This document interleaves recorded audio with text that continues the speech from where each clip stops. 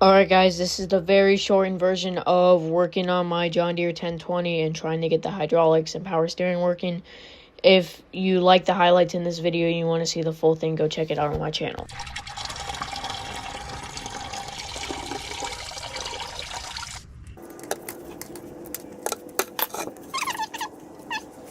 Probably.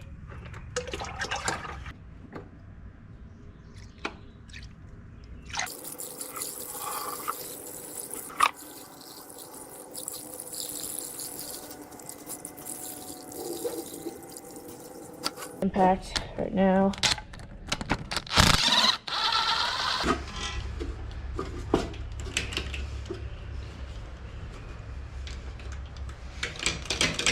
Come on. Cloth to filter it.